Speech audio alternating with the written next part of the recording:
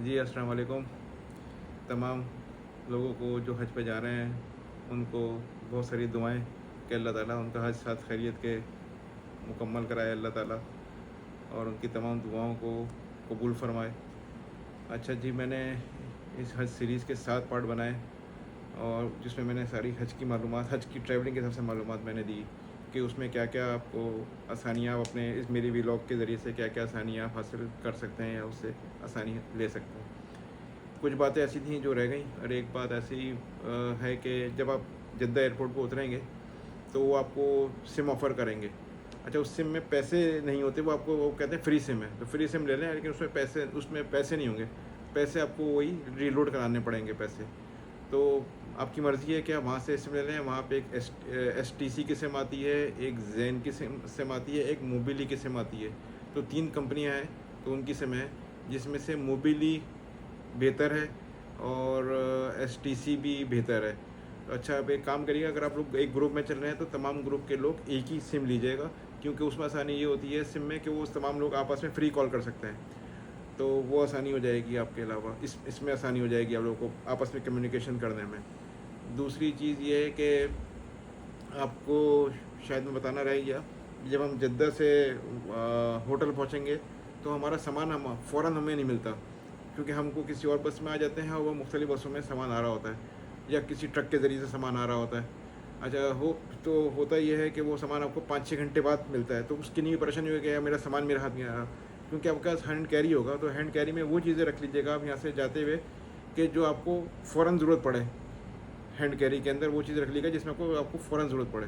बाकी जो सामान है वो 5-6 घंटे बाद आ जाएगा, कभी कभी 1 दिन बाद भी पहुंचता है। तो उसमें बिल्कुल परेशान होने की ज़रूरत नहीं कि हमारा सामान खो गया और आप ऊपर नीचे हो रहे हैं, अपने उम्र की जो सादत हासिल करने जा रहे हैं उसको आप उस सामान की परेशानी में, उलझन में आप परेशान हो जाएंगे। सामान नहीं आया, मैं परेशान हो रहा नहीं है, तो कोई परेशान होने की ज़रूरत नहीं है। हर आदमी का सामान पहुंच जाता है, किसी आदमी का सामान खोता नहीं है, ऐसे ही उन्होंने इंतज़ाम बनाया हुआ है। दूसरी चीज़ ये है कि अब आपका उम्र अपने हज मुकम्मल हो गया आपका, आपको 5-6 दिन 8 दिन आपको मक्के में मज़ीद ठहर गया।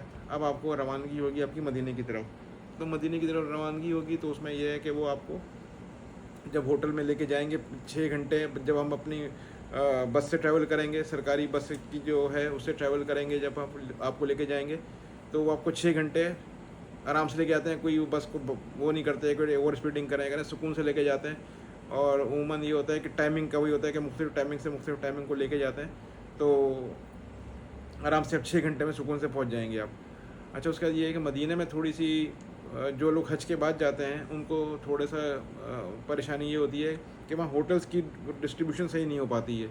तो होटल वहाँ पहले से बुक नहीं होते, और जब हम पहुँचेंगे तो वो उसी हिसाब से आपको होटल में लेके जाते हैं। किसी का होटल पे ऐसा नहीं है कि होटल की बिल्डिंग बुक हो या कुछ हो, लेकिन वो अरेंजमेंट कर देते हैं सारी।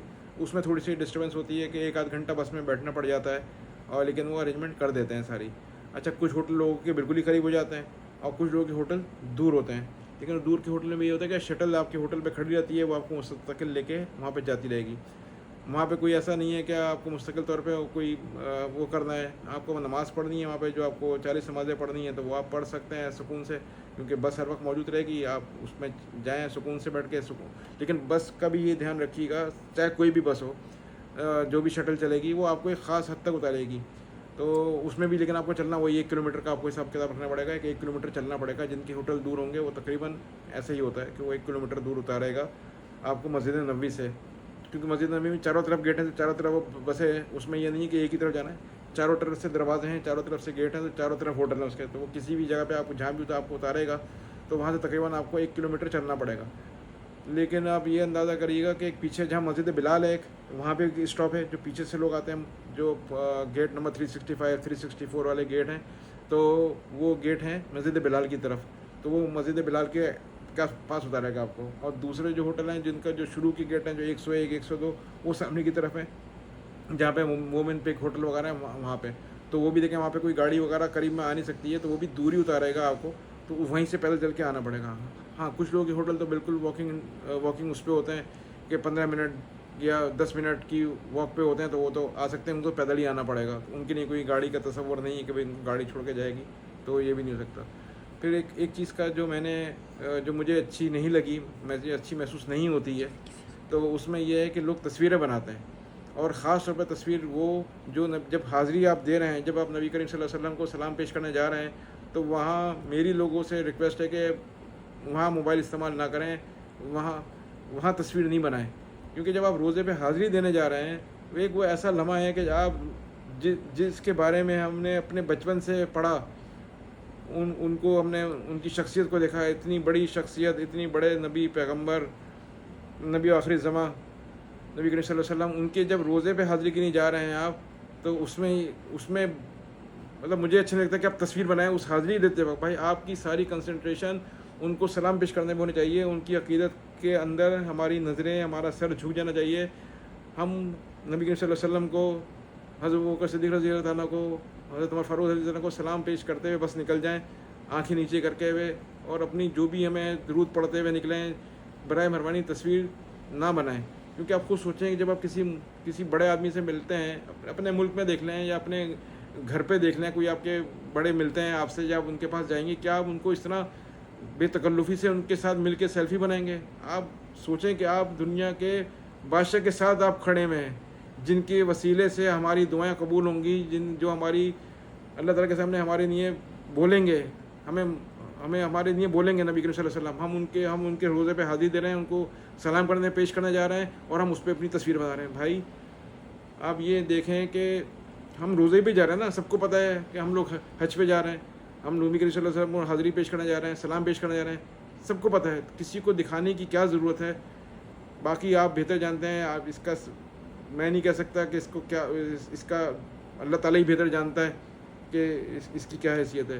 پھر دوسری چیز یہ کہ سکون، جتنا آپ کو موقع ملے، جتنا آپ سلام پیش، کیونکہ اب دیکھیں انہوں نے اس چیز کا بھی پابندی لگا دی ہے کہ وہ پہلے تو بہت آسانی ہوتی تھی کہ بار بار حاضری دے دو، بار بار کر کے آ جاؤ، لیکن اب حاضری کے لیے بھی انہوں نے پورا ایک بنا دیا، بہت لمبا چلنا پڑتا ہے، کم از کم اس کے لیے بھی پورا 1 کلومیٹر کا گھوم کے آپ کو چکر لگا کے آنا ہے، اس میں جانا ہے آپ کو. پھر ایک تیسری چیز یہ ہو گئی ہے کہ اب وہ ٹائمنگ انہوں نے کر دی ہے جنت البقیع میں جانے کی. تو جنت البقیع میں بغیر ٹائمنگ کی جا نہیں سکتے. وہ آپ کو اپلیکیشن دکھائیں گے، یا وہ آپ کو جب گروپ کی صورت میں جب آپ جائیں گے تو آپ کو گروپ کی صورت میں بٹھا دیں گے، تو اس گروپ کی صورت میں ہی آپ کی وہ ہوگی، یا وہ آپ کو جس طرح آپ کے ہوٹل کی ٹریولنگ ہوگی، یا اگر آپ کو کوئی ڈاؤن لوڈ کرنا پڑتا ہے، موبائل پہ دکھانا پڑتا ہے، وہ تو پتہ چل جائے گا جو بھی اس وقت حالات ہوں گے. تو جنت البقیع میں جانے کے لیے بھی آپ کو ٹائم سے جانا پڑے گا، بغیر بے ٹائم آپ نہیں جا سکتے کہ جس طرح پہلے لوگوں نے چلے جاتے تھے سکون سے، بھائی جب بھی جا رہے ہیں اپنا وہاں پہ نماز پڑھ رہے ہیں، تو نہیں ہوگا. 5 منٹ 7 منٹ 8 منٹ کا ٹائم دیں گے، اسی کے اندر آپ کو اس میں اپنا ریاض الجنہ میں نماز پڑھنی ہے. شاید میں پہلے جنت البقیع کہہ گیا، ریاض الجنہ میں آپ کو نماز پڑھنی ہے، تو ریاض الجنہ میں اپنی نماز ادا کر دی آپ نے ٹائمنگ کے حساب سے. وہ لائن لگوائیں گے، اسی لائن کے ذریعے سے آپ کو اندر بھیجیں گے، یہ ہوگا. تیسری چیز یہ کہ جنت البقیع کے اندر جو جانے کا جو ٹائم ہے وہ عصر کی نماز کے بعد سے ہے. عصر کی نماز سے لے کر مغرب تک کا ٹائم ہوتا ہے اس میں. تو عصر کی نماز کے فوراً بعد جنت البقیع کو دروازے کھولتے ہیں وہ، تو اس کے بعد آپ وہاں پہ چلے جائیں. آپ کو وہاں پہ چکر لگا، کوئی بورڈ نہیں لگا ہوا کسی صحابہ کی، کسی امہات المومنین کی، کسی کا انہوں نے وہ بورڈ نہیں لگایا ہوا یا وہ کتبہ نہیں لگایا ہوا جس سے پتہ لگ جائے. بس آپ ایک چلے جائیں، جنرل ایک فاتحہ پڑھ لیں اس کو، اور ان سب کو بخش دیں فاتحہ پڑھ کے، اور دعا کریں. بس یہی کچھ باتیں تھیں اس طرح کی، اور باقی تو میں نے کوشش کرا ہے کہ میں سب چیزوں کو کور کروں. اچھا، سرکاری اسکیم میں جن لوگوں کے ہوٹل دور ہو جاتے ہیں تو گورنمنٹ ان کو ریفنڈ کرتی ہے پیسے. تو ہمارے ساتھ بھی یہ ہوا تھا کہ ہمارا ہوٹل دور تھا، تو گورنمنٹ نے فی آدمی 35,000 روپے انہوں نے ہمیں ریفنڈ کیے تھے. اسی طرح کی متفرق باتیں ہیں.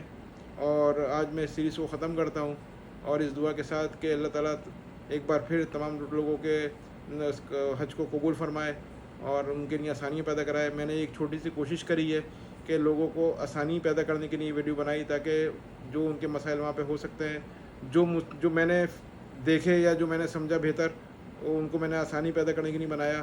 تو بس اللہ تعالیٰ سے دعا ہے کہ اللہ تعالیٰ میری کاوش کو قبول کرے، اور آپ تمام لوگ حج پہ میرے لیے دعا کریں، اور میرے گھر والوں کو خاص طور پہ دعاؤں میں یاد رکھیں. انشاءاللہ اگلی سیریز چلے گی، نئی بات ہوگی، تو انشاءاللہ اس کی بھی ویڈیو بنا کے آپ کے لیے پیش کروں گا انشاءاللہ. السلام علیکم.